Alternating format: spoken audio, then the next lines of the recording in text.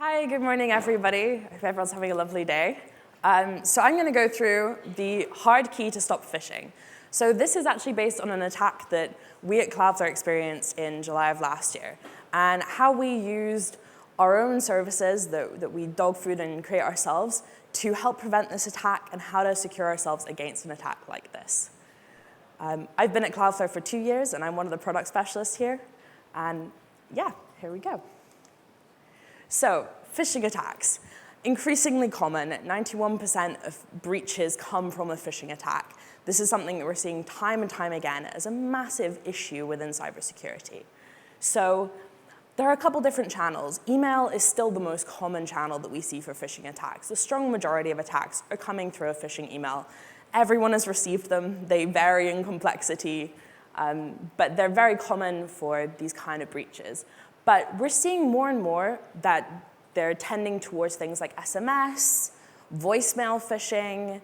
A lot of those are also coming through. And often what they're trying to do is end in things like account takeover, linking into companies who have a large supply chain, being able to get that information there, as well as things like data exfiltration, a very common one, and then general malware attacks, ransomware, all that sort of thing is coming through that kind of a vector. So, hackers don't break in, they log in. There's kind of two ways that attackers can get into a system. One of them is the literal breaking in. They're leveraging zero-day vulnerabilities to access your systems. But that's quite complex. 0 days come up every so often. Once they're used, they're kind of gone. So the more simple way, if you're an attacker, is to leverage social engineering. People are always the biggest weakness in cybersecurity because, we have our own emotions. We can be convinced by social engineering attacks and things like that. So a lot of those emails that come in, they're trying to do an account takeover. We've seen increasingly that accounts who are big suppliers are often targeted because of the knowledge that they have within their systems, the contact information. Once an account takeover has happened, they can pretend to be someone else within that company and continue the attacks against other companies. So account takeovers are something we've seen increasingly. The way that we've been handling this is defending with a zero trust mindset. Not trusting anything that comes in until it is verified, and having that verification apply to every step of the process. So not innately trusting anything, and using that to help protect us when it comes to these kind of attacks. Requiring strong authentication is something that we found invaluable. Us at Cloudflare, we rolled out FIDO2 hard keys back in 2018, and since then, we have not experienced a successful phishing attack. So we use our zero trust network access to require hard key authentication on all of our services, which means they need an extra layer to get through. Cloudflare's security mindset before this attack. We're a cybersecurity company. We have a very strong security mindset. Our security team works hand in hand with our product team because we use our own products to secure ourselves. So it's something that we see the issues that we have and that our customers have, and we build around that. So we make sure to focus on, as someone who is using our own product, we're looking at what the issues that we're seeing, where are we seeing problems with it, what's really helpful, what do we want to change. So by dogfooding it, it means that with the security team and product team working hand in hand, we're able to really create something that is useful to us and then by extension our customers. Customer data is more precious than us. We have a lot of customer data. 25% of the internet flows through Cloudflare services. So we see a lot of customer data, and making sure that we protect that is at the forefront of when we think about security. So having that behind multiple layers of authentication is super important to us. Finally, security is part of everyone's job. Everyone at Cloudflare is issued with a couple things when they join: a laptop and then 2 FIPS security keys. We use YubiKey, but there's a ton of different security keys out there. We're given one that links with the laptop and one that links with your phone so that we can secure both devices equally and make sure that there's not one weakness across the devices, what people use. So this was our mindset before the attack. And this was the attack. So this came to about 76 of our employees on their mobile phones, And it was a little alert saying, your Cloudflare schedule has been updated. Please tap Cloudflare-Okta to view your changes. And it passed them on to a page that looks very similar to our Okta login page. So something like this came through. And because our team we have a very paranoid security approach, everyone was immediately sending in an email to our security incident response team. They were posting in our company-wide channel to make sure everyone was aware that this was happening. And this was all of this awareness was happening within minutes of these being received. So part of the reason that this was not blocked was this domain, Cloudflare-Okta, was registered 40 minutes before the text message was sent. So since receiving this attack, something that we have done is we've made sure that we're checking new domains as they come in. We're blocking things that are non-whitelisted, that have words like Cloudflare, Okta, SSO, 2FA, and we're making sure that we have proper protection in place for our employees so that they don't fall prey to something like this. So ideally, in this attack scenario, the attackers were wanting to be targeting someone who's using a different method of authentication than we were using. So not using a hard key, a physical key, using something like a time-based one-time password, a TOTP. So that way, once you'd fill in the username and password, that would be sent to the attacker, and you type in the TOTP, and it would be sent to them via Telegram to make sure they could type it in within the time limit, giving them access to the internal systems. And something like Okta, as a single sign-on provider, it links to a lot of different valuable systems. So it would have been a very rich thing for them to gain access to. So what we learned from this was a couple things, and this led to us sort of coming up with these recommendations as a team looking through this. Number one, adopting a phishing-resistant MFA. So I'm going to go through these all individually in the next slide. But making sure that you have sort of these security things in process, these are what really helped us with making sure that we didn't suffer any malicious consequences to this attack. This is what we really benefited from. And this is the suggestions that we're going to give you guys today. So recommendation one, implementing phishing-resistant multi-factor authentication. Not all multi-factor authentication is made equal. One-time passwords are very vulnerable to man-in-the-middle attacks. SIM-based, where you receive a text with your code, those are really, SIM swapping is something that can, get through those kind of multi-factor authentication. And making sure there's more than just a password is obviously important. Any multi-factor authentication is better than no multi-factor authentication, of course. But things like FIDO-compliant security keys are something that we found essential. Since we've rolled them out, we have not experienced a successful phishing attack. And Google, when they rolled out the FIDO security keys, also found similar results. So making sure that you have something in place, but the difficulty is it's not compliant with all the different SaaS apps or even self-hosted applications. So the next slide is implementing selective enforcement, having something that can help you implement those multi-factor authentication keys. So oftentimes, identity management providers don't support selective enforcement. So it will be either you have it and you can use your TOTP, or you can use your FIDO compliant key. And that doesn't really help when you're looking at these very sensitive data apps, because you can just bypass that quite easily with the man-in-the-middle attack style that we were seeing in the attack that we experienced.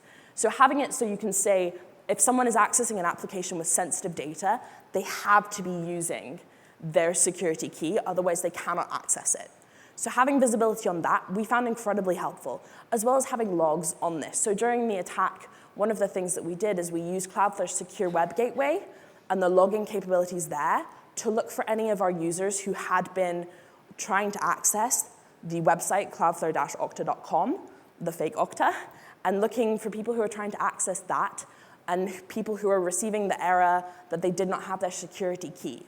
So looking for things like that helped us look at who had been, who had typed in their credentials, who had thought it was a legitimate message. Luckily for us, nothing was able to be received. We also have RBI, remote browser isolation, on our endpoints to prevent download. So the attack was also trying to download a sort of log keeper to make sure that they could read everything, something like that. That wasn't able to get through because we had the remote browser isolation on the endpoints. So this let's go to the next slide here. Enforcing strong authentication everywhere is super important. So making sure that you're not just using it to access the SaaS applications. That's obviously a very important thing, is making sure all of them are covered. But making sure that when you're using your on-prem, your cloud applications, if you're SSHing into things, using those sort of things and having some kind of security key in front of that. So that's where we're using Cloudflare Zero Trust in front of and in conjunction with our SSO provider to provide that layer for our internal applications that are not hosted onto the internet. So having that layer in front surrounding all of our services means that we can apply the rules that we want to apply to all of the services that we use, and making sure we can do our best to protect our customer data as well as our internal data. Adopting Zero Trust via one platform. So having the Zero Trust in place also helped us not experience movement between things. Different people have different access policies in place. They can access different applications. There's not free lateral movement in the way that there is with sort of a VPN-style setup. You have to have authenticated access to each of the individual applications, and it's on a role basis. I can't access the things that our engineers can access. They can't access our Salesforce. It's very different requirements for different roles. So blocking phishing domains is a big thing that we were doing. As soon as we had been aware of the cloudflare-okta.com website, we blocked it on our secure web gateway and made sure that any active sessions were killed. So we killed those active compromised sessions using our Zero Trust network access and made sure that everyone who had sent in their credentials did reset those and had a new login. We also were looking for the logs. Having a security paranoid company, most people did admit if they entered their credentials. But if anyone didn't, we were looking for those impacted users, making sure that we could protect them if they were too nervous to say that they had done it. But something that we do quite a lot, which I'll go into on the next slide, is reinforce from the top down, it's okay to make a mistake. The security tools that we have are in place, that it's not on the person who is doing it to be responsible for the security of the company. Something else that we've been doing, sort of a second best practice if you're really intense about it, is going through things like suspicious links through remote browser isolation, making sure none of the code is being executed on the endpoint. It's all being executed in the Cloudflare data centers, which are all over the world. We have a very lovely map on our stand if you're curious about where we're located. So looking at newly seen domains, using that information that we have to when DNS are propagated, making sure we can catch domains as they're coming onto the internet. And then blocking the sites before campaigns are launched with our cloud email security service. So making sure we're constantly scanning the internet for potential phishing websites that could come up, and making sure we have a really, really strong awareness of the threat landscape. And additionally, since email is the most common vector for those kind of attacks, making sure that we have something in place to prevent them from coming in to the email in the first place. Obviously, keeping those malicious things away from people is the best thing you can do, really. So finally, establishing a paranoid and blame-free culture has been really important in all of this. It underpins the whole sort of mentality at Cloudflare. Very see it, say it, sorted. Making sure that people are happy to message our security incident response team with anything they see. 90% of the tickets that are submitted to our security incident response team are benign, and we're very happy about that. We're very happy that everyone on the team are very comfortable messaging our security incident response team so that if anything does happen, we have awareness. And that's something that we really reinforce from the leaders in Cloudflare. Our CEO was on the thread saying, it doesn't matter if you've typed in your password, let the security team know and we can handle it. Making sure that everyone feels comfortable in admitting those mistakes. You're not going to get blamed for that kind of a mistake because we need to know about it. And the earlier we know about it, the more we can do to fix it and make sure that it doesn't impact anyone else. So having that kind of a culture really helps strengthen that first line of defense so that the security team know as soon as the incident is happening. So there's quite a funny anecdote. We had our legal training come around, and we all received an email link within the company, and about 15 to 20 people reported that email link to our security incident response team.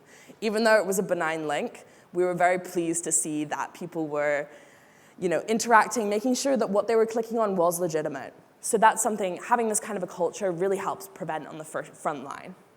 And genuine mistakes are okay. You're not going to be penalized for a genuine mistake. The attack that I showed on the screen, the Okta login page looked quite legitimate. It looked like the Okta login page we're very used to. So genuine mistakes are fine. Security training, obviously, is incredibly important, but understanding that humans are fallible to things like social engineering attacks is massively important in having compassion towards people and making sure that they're comfortable to admit that they have made a mistake without feeling that they're going to get blamed. Thank you very much for your time. If you want to speak to any of my colleagues or myself, we're on the stand just to the side of the door, so we'd be more than happy to talk with you. We also have some very stylish t-shirts if you'd like to rock any of these. But have a lovely rest of your day, and please come and have a chat. We'd love to speak with you.